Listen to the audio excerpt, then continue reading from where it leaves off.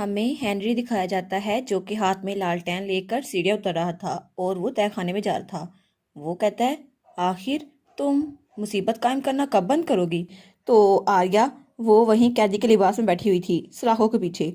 तो हेनरी कहता है, आखिर तुम चीज़ों को इतनी कॉम्प्लिकेट क्यों कर रही हो? मैंने तुम्हें कहा था ना इंतजार करो, बस थोड़ी देर और। तो आर्या कहती है, कितनी देर और? मुझे कितनी देर और इंतजार करना पड़ेगा, जब तक मैं जिंदा हूँ या जब तक मैं मर जाऊँ? तो फिर वो कहती है, मैं पिछले 12 साल से इंतजार कर रही हूँ सिर्फ तुम्हारे अल्फाज पर यकीन करके, लेकिन कुछ भी नहीं बदला। इस सारे वक्त में कुछ बदला है तो तुम मुझे बता सकते हो? और अभी भी तुम लोग हमें सिर्फ इंसेक्ट्स की तरह ट्रीट करते हो, जैसे हम लोग बिल्कुल बेजान हैं। तो हेनरी कहता है, लेकिन अगर मैं लीडर बन गया तो वो कहती है, नहीं, अगर तुम लीडर बन गए तुम्हें तब भी कुछ नहीं होगा, तुम कुछ भी हासिल नहीं कर सकते। तुम अभी भी अपने फादर के अंडर काम करते हो, बस तुम इर्द गिर्द घूमते रहते हो और मैजिक स्टोन इकट्ठे करते हो। क्या तुम यही नहीं करते?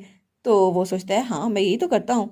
लेकिन वो उस पर तंज करते हुए कहती है, आखिर तुम्हें क्या लगता है तुम अपने फादर की शैडो से निकल पाओगे जब तुम लीडर बनोगे? और अगर तुम्हें ऐसा लगता है तो प्लीज मुझे हंसाओ मत। और वो तो उसका सरासर मजाक उड़ा रही थी। तो वो कहता है, लेकिन आर्या तुम मुझ पर ट्रस्ट क्यों नहीं करती? मैंने तुम्हारे लिए इतना सब कुछ किया है। तो वो कहती है, मुझे इस सब की कोई जरूरत नहीं थी, इसलिए मुझे छोड़ के यहाँ से चले जाओ।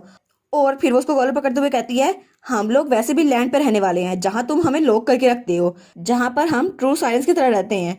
तो हेनरी अपने आप को छुड़वाने की कोशिश करता है और कहता है, लेकिन आखिर तुम ऐसा क्यों कर रही हो? मुझे जाने दो। और तब उसको छोड़ देती है तो लालटेन भी नीचे गिर जाती है। वो सोचता है, तुम्हारे साथ कुछ भी नहीं हो सकता। वैसे भी तुम हर किसी की बात सुनती हो, लेकिन कभी भी तुमने मेरी बात नहीं सुनी। क्या तुम एक बार मेरी बात नहीं सुन सकती? और फिर सीन चेंज होता है और हमें पास्ट का सीन दिखाया जाता है जब वो दोनों बच्चे थे। और तब हेनरी छोटा सा था, वो समुद्र से निकलता है। वो कहता है, वाह, तो ये है सरफेस, मैं फाइनली समुद्र की सरफेस पे आ गया, ये जगह तो बहुत ज्यादा अच्छी लग रही है। तब वो लहरों से रास्ता बनाता है और उस पर पाँव रख के वहां आ रहा होता है।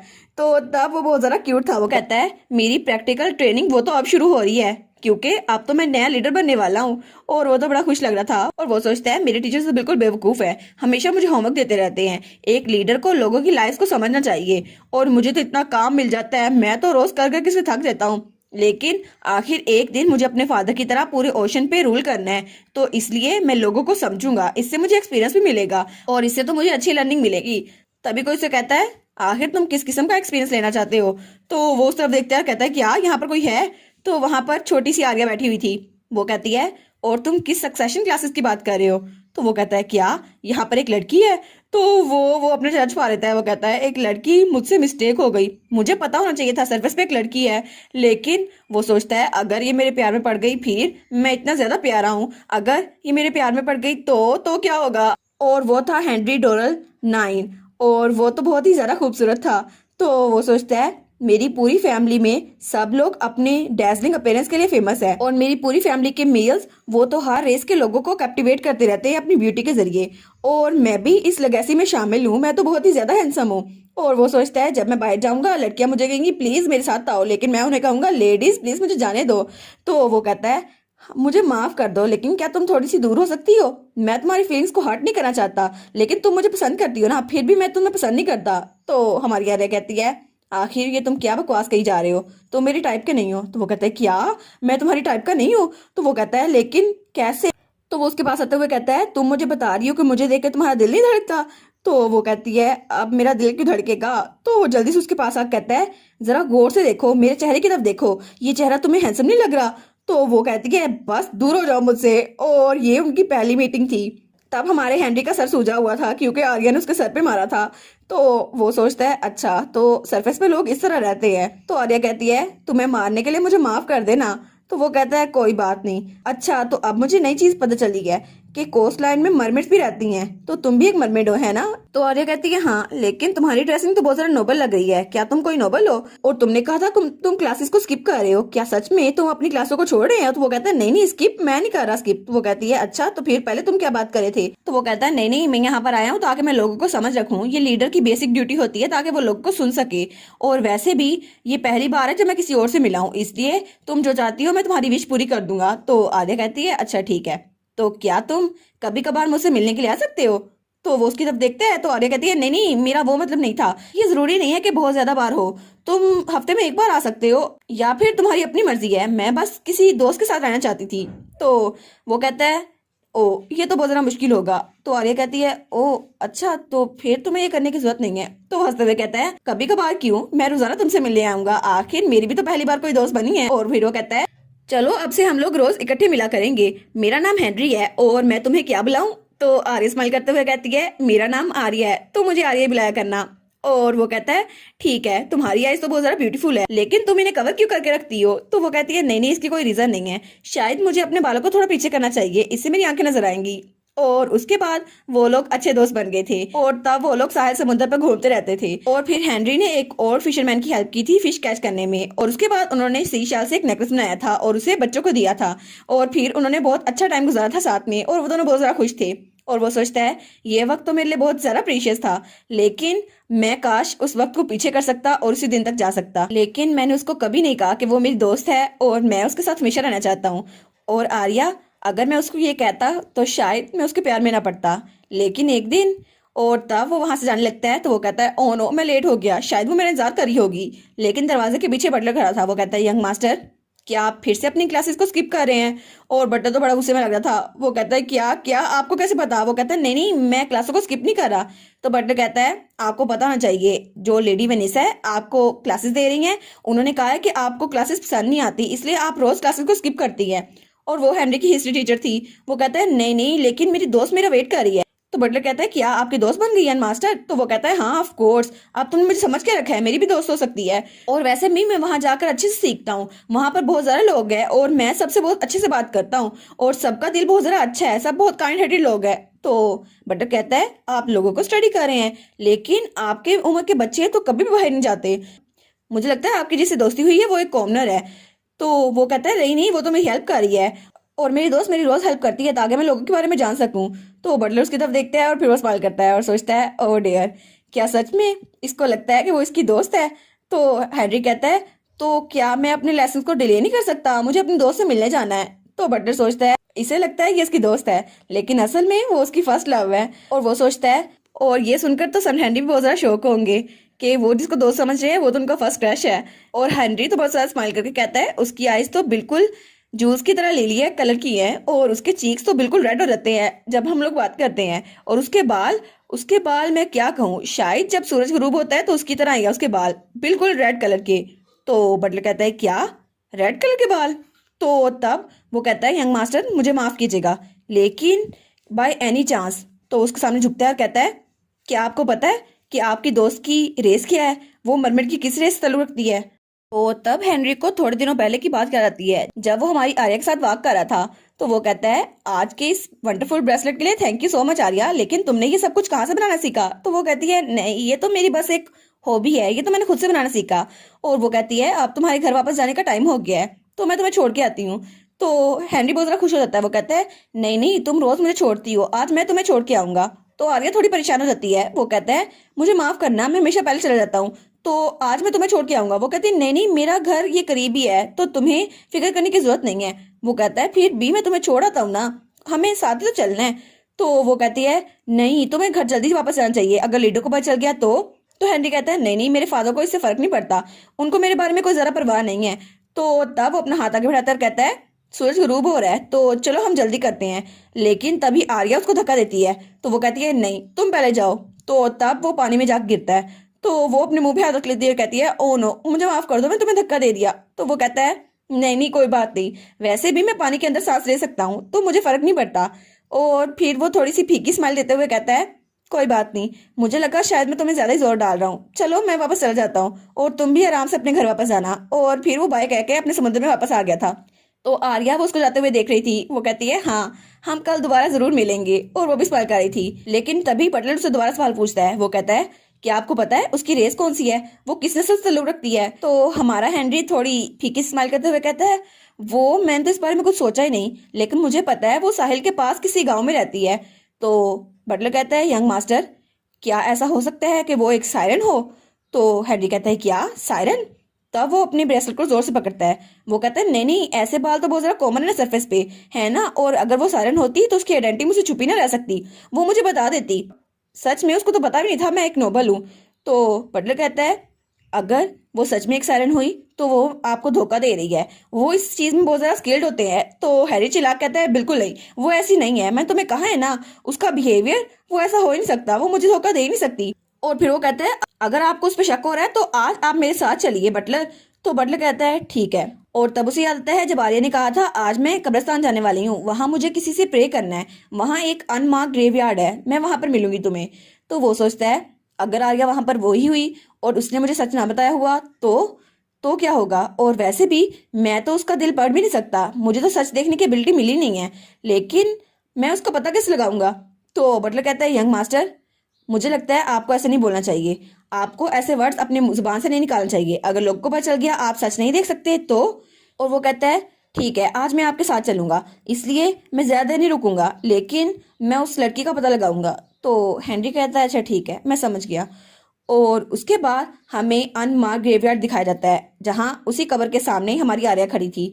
और तब वो प्रे करती है अपनी मोम के लिए, और वो सोचती है जो ग्रीन रिपर्स है, काश मेरी मोम वहां सुकून से रह रही हो, उनको मौत के बाद की जिंदगी आसान लगती हो, लेकिन वो उसके लिए बहुत दिल से प्रे करी थी। वो सोचती है और प्लीज मुझे करेज मिल जाए और काइंडनेस, ताकि जब तक मैं अपनी मोम से ना मिलूं मैं बिल्कुल काइंड रहूं। लेकिन तभी उसे हमारा हैंडी बुलाता है, वो कहता है आर्या। तो आर्या उस तरफ देखती है और कहती है यंग मास्टर, लेकिन तब वो थोड़ा शॉक होती है क्योंकि उसके साथ बटलर खड़ा था। वो कहती है ये कौन है।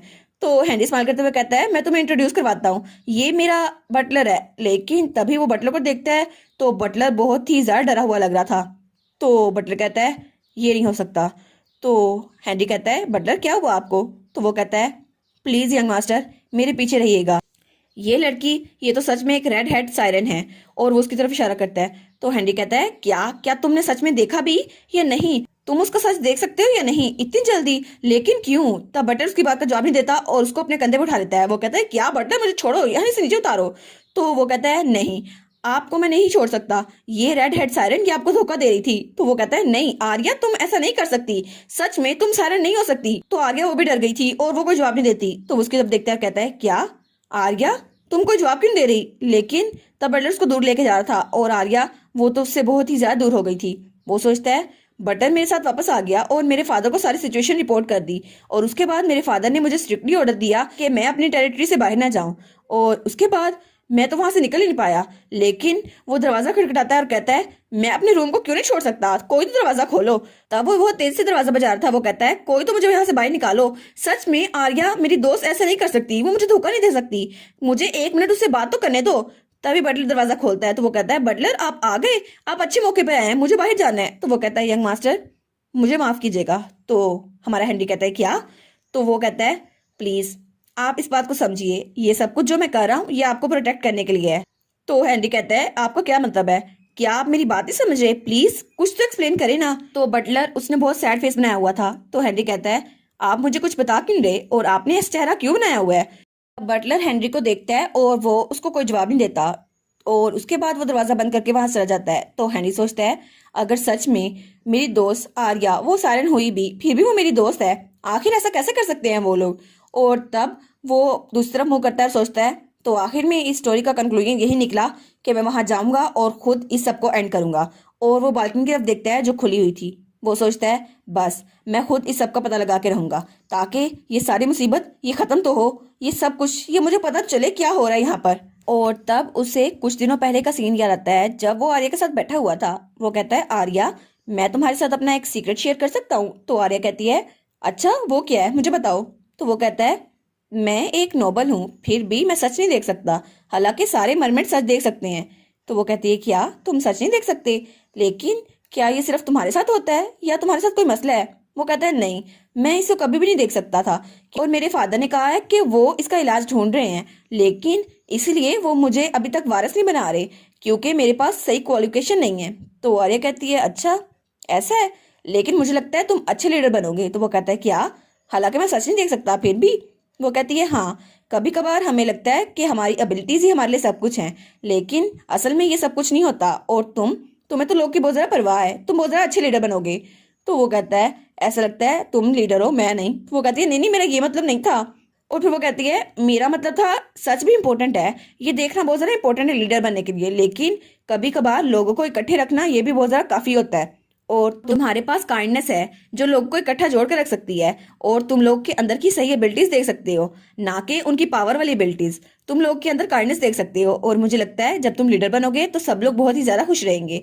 और अगर तुम्हें सच में अभी भी लगता है कि तुम सच नहीं देख सकते, तो क्या तुम अपने लिए कोई एडवाइजर नहीं रख सकते जो तुम्हें सपोर्ट करे?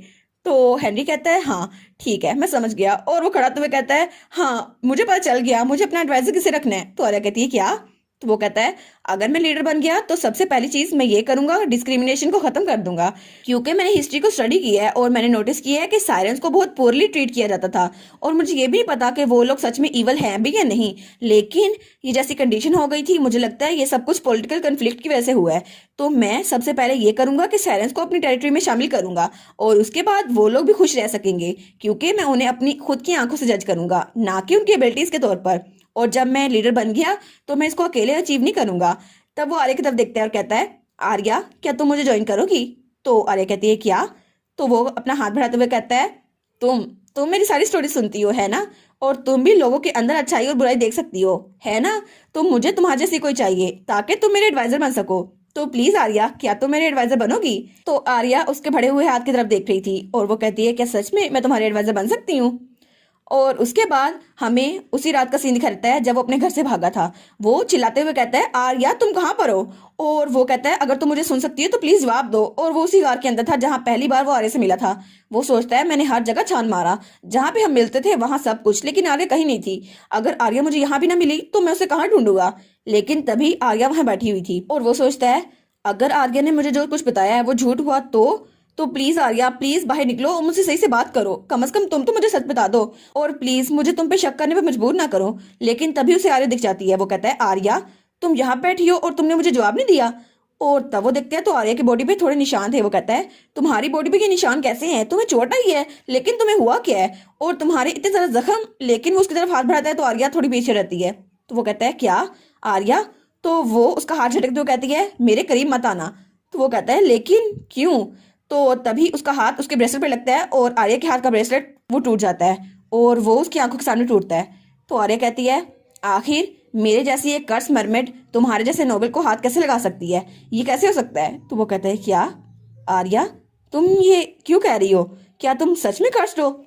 तो वो कहती है हाँ तुमने सही सुना था, मैं रेड हेयर साइरेंट की ब्लड लाइन से हूँ, तो असल में मैं भी कर्स्ड हूँ, और आइंदा मेरे सामने कभी मत आना, और अगर तुम आए तो शायद तुम साइरेंट के रीजन में दाखिल हो जाओगे और लोग लोग तुम्हें बुरा समझने लग जाएंगे। तो वो कहता है क्या आर्या रुको तो सही, मेरी बात सुनो, ऐसा कुछ नहीं है और मैं तुमसे ये बातें नहीं सुनना चाहता।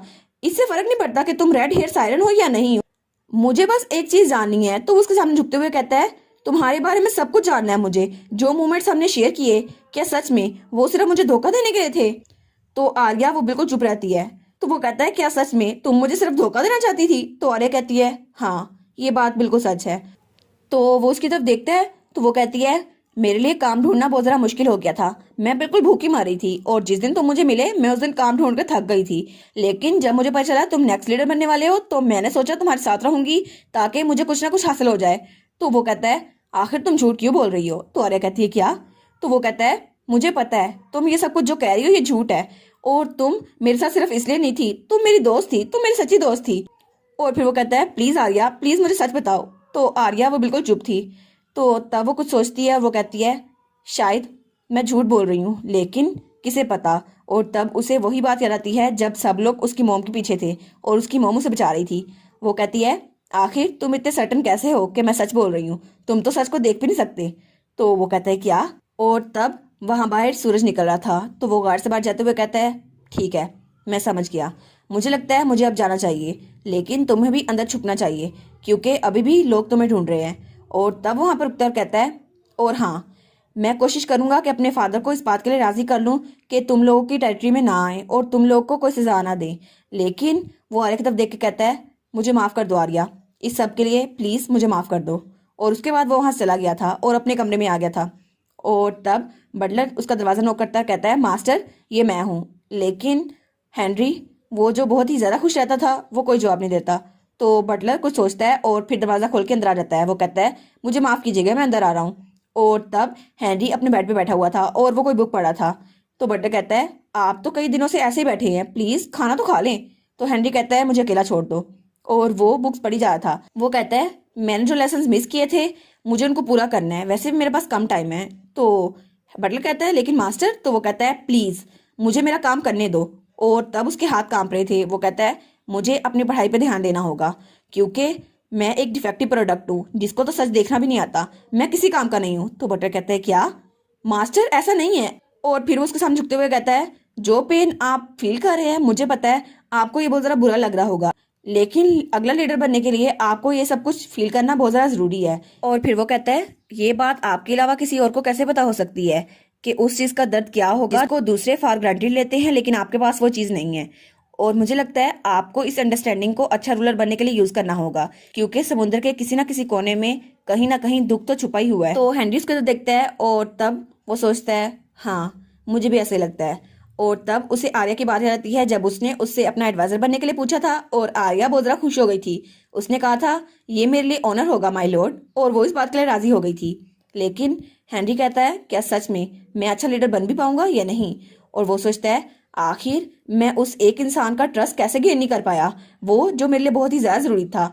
और ये सारी की सारी बातें वो प्रेजेंट में सोच रहा था जब वो आर्या से मिलने आया था, लेकिन आर्या वो उसकी बात नहीं सुन रही थी और वो वहां से जा रहा था। वो सोचता है काश आर्या, काश मैं तुम्हारे लिए कुछ तो कर पाता, लेकिन क्या अभी भी मैं अच्छा लीडर बन पाऊंगा या नहीं। और मैं तुम्हारे लिए कुछ करना चाहता हूँ, लेकिन क्या मेरे पास ये पावर है कि मैं तुम्हारे लिए कुछ कर पाऊँ, या फिर मैं अभी भी बिल्कुल बेकार हूँ जैसे मैं बिल्कुल बचपन में था। और इसी के साथ ये वाला पार्ट यहाँ पर ख़त्म। तो आप लोग बताइएगा आपको ये पार्ट कैसा लगा। प्लीज़ लाइक करिएगा, कमेंट करिएगा और शेयर करिएगा। और जो न्यू व्यूवर्स हैं काइंडली वो चैनल को सब्सक्राइब कर दें।